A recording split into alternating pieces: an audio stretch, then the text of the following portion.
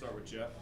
Coach, you've talked a lot about competitive stamina and the importance of fourth quarters and closing games out. Kind of this what you've been working toward. Yeah, great question. And competitive stamina for us, the way we define it, is competing to a standard regardless of the circumstance. And we knew there was a ton of opportunity from a program standpoint, but that shouldn't be the main motivation for us. It's just truly an appreciation to compete, and then who cares what the circumstances are? Who cares what the score is at halftime? You know, if you're trailing or leading in the fourth quarter, you know, it doesn't matter. You want to compete to a standard every time you have an opportunity to take the field, and hopefully the guys, you know, are starting to see the fruits of their labor, right? Because they've been working extremely hard. That's a group of guys in that locker room that believe. They believe in each other, and they play for the love of each other. And it was just awesome to see those guys have success. And again, you know, to be successful at the level that we want to be successful, you got to win games in the fourth quarter, right? I told them at halftime, the least important thing is to score at halftime. Get the game to the fourth quarter and then go win the game in the fourth quarter. And you know what? You know, they did it. And we didn't start the second half, you know, the way that we wanted to, right? Defensively, we gave up 10 points right out the gate, and then we have a turnover and a 3-and-out. So definitely not the way that we so the question is, are you going to quit competing, or are you going to say, you know what? Regardless of what the circumstances are, the next time I have an opportunity to go out there, I'm going to work towards the standard. Go, Greg. What flipped there? Less than 11 minutes to play with you guys. You guys turn the switch. Trail Hires called the punch. Right. Defense got stopped. What flipped? To be honest with you, I mean, it's going to sound like cliche or simple, but belief. Man, the guys believed, right? They believed that we get it to the fourth quarter, right? We're going to go win the fourth quarter, and that's really, you know, what it boils down to is, man, how strong is your belief? Because if your belief is strong, then your actions will follow suit. And so what you saw guys, man, putting their love for their teammates into action, and then it just spread throughout the team. And that's what good football teams do in the fourth quarter. They feed off of each other, but it starts with just an attitude of belief. Through Jackie and Preston. We've had a couple players out with injury. Yeah. Cam Robinson was one. Then Trey McDonald came in. That's right. Play from the bench. You also have Malcolm Green. That's right. What does it say about your bench that you're compared to that? Man, first of all, you know, shout out to T-Mac. We call him T-Mac. Got his first career sack. You know, super excited for him. And then, you know, Malcolm forced the turnover there, and Clary recovered it. And, you know, I told him at halftime, all right, I said, look, this game's going to come down to somebody making a play. And you know what? It may be somebody that only played one snap in the first half, or it could be somebody that might be your first snap in the game, but you got to be ready to make a play. And, you know, both of those guys were ready, and they do an unbelievable job of preparing. And, you know, Trey had some great reps during fall camp with James being out for a little while, and, you know, it came into play tonight. And obviously we don't know the extent of Cam Robinson's injury. He went and got looked at. They brought him in. They checked him out. He was going to warm up and try to go in the second half. I saw him running around, and then they shut him down. And on the injury note, Corey Thomas, you know, we're still waiting to hear, you know, kind of something in the midsection. We're going to do some more tests before we fully know. But just being ready, right? Being ready and preparing like a starter, and both of those guys do. And just so happy for them to have success when their number was called. Yeah, Coach, I heard on the field you called this a program win. Yeah. This is the first time y'all won back-to-back games, and a bunch of other Oh, yeah. too, but just building momentum. That's right. Seeing that play on the field, just what can a night like this do for you guys? Right, I said it was a program win because I got the utmost respect for Coach Clausen, and I've had a chance over the last 3 years to get to know him on a more personal level, and man, he's salt of the earth. And then when you look at what he's done with the Wake Forest program, man, he's built, you know, one of the best programs in my opinion in the ACC when you talk about in totality, and so I felt like it was an opportunity to see where we were relative to because he's been there, you know, for a while, and he's kind of built the program to where it is. So I felt like it was a program win for that perspective. And then the opportunities that we had, it's one of our team goals, right? Our second team goal is to win the ACC opener, and as a staff, we hadn't done that prior to tonight.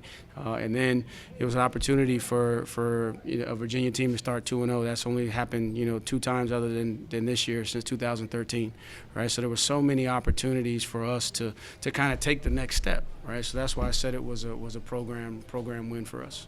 Let's go, Jerry and Jeff.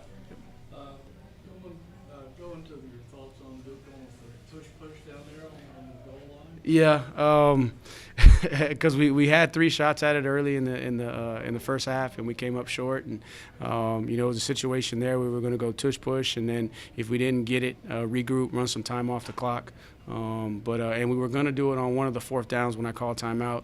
And we were going to do it, but then we realized it was a little bit further than we wanted to. But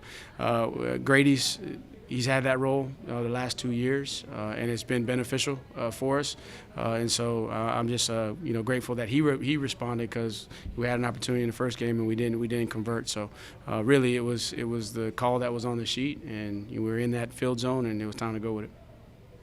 The Malachi made plays Yeah. all night, but on the final touchdown drive, he drew the pass interference, then he had 2 fourth-down That's catches. right. If he doesn't make those catches, That's right. good chance you don't Yeah. win the game. Just what about the way he has kind of elevated his play That's this right. season? And I think he got a little bit overshadowed last year because of Malik's production, but he still was one of the better guys in the ACC. And the challenge this offseason was for him to go make his stake at the best in the league. And he's played unbelievable the last 2 weeks and made some huge plays. And career high for him. I think he had 11 for 148. Those are career high for him.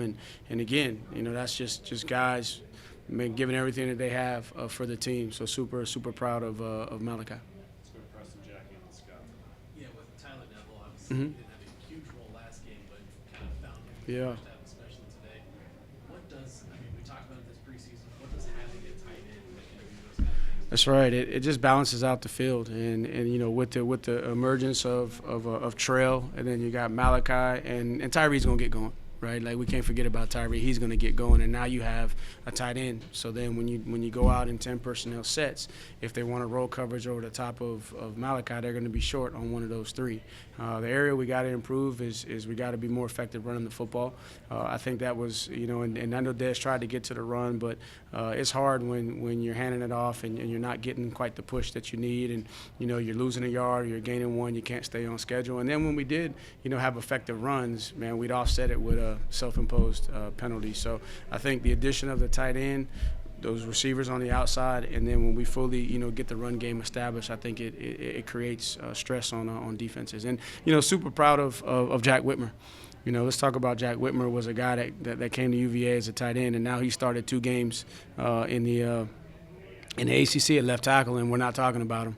Right, that means he's done his job. So, man, super proud of Jack filling in for Mikael Boley, and hopefully Boley will be back here pretty soon. Hoping he'll be ready to go this week. But just shout out to Jack, because that came in huge, especially versus that defensive front. And then also want to give some love to the guys up front, man. They've been challenged, and they came up with 6 sacks, which is something that we didn't do last year, getting to the quarterback. Hopefully this will continue to build our confidence, because we're going to need those guys putting pressure on the opposing quarterbacks for us to be successful defensively. The whole team showed fight, but Anthony Calandra after Yeah. that first pick, Yeah. the next drive responded with a touchdown Yeah. drive. How much have you seen that growth, and what did you see from him on the sideline? Yeah, so with AC, like he showed up with that. Like, I'm not gonna try and take credit saying that we pushed a button. He showed up with that tenacity and that toughness and that grit and the competitiveness.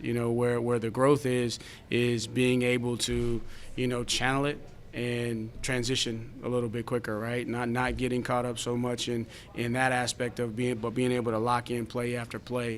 He's a 77% completion, percentage. That's back-to-back weeks where he's had very high completion percentages, and then he responded. 2 interceptions there in the game, but he don't blink. I mean, he didn't blink. But I can't say that that's anything we've done coaching wise. That's AC. Coach, you spoke about the second half not getting started. Yeah. And that third quarter was a disaster. Yeah. Speak a little bit about the mentality of the team on the sideline after that quarter. Yeah, and I think the mentality was there coming out of half. Like, the guys were very engaged, but sometimes things don't manifest the way that you want, right? Like, you want every possession, you want every drive to end in a score, but that's probably unrealistic. And so the key is, how do you respond? And so the guys, man, there was energy on the sideline, a lot of encouragement. Guys weren't turning on each other. They weren't fussing at each other. They were emphatically encouraging each other that, hey, we're going to go make a play, we're going to get it to the fourth, and we're going to find a way to win the game. Fish with Greg.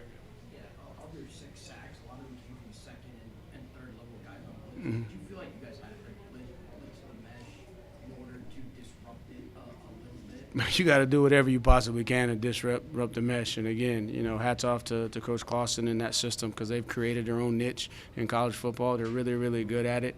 I mean, it's the darndest thing. That quarterback is inching closer to the line, and you still can't get to him, right? But man, they play hard. They're very well coached. But we had to do whatever we possibly could, because the key is just to be able to create some knockback. And again, pressures are more so designed to create some one-on-ones. And if you can maybe pull them off the double teams a little bit quicker, right, then you can create some edges. And when you create some edges, then you can maybe create some penetration. Jerry, why don't you finish this off? On Good, the Joe. 4th and 9, when they went for it down there and Trey sacked, what was your defensive thinking on that play? Oh man, great question. I was more so trying to figure out, okay, if they get it, like I heard the call and then I flipped over. I'm talking, offensively, like what do we need to do when we get the ball back there?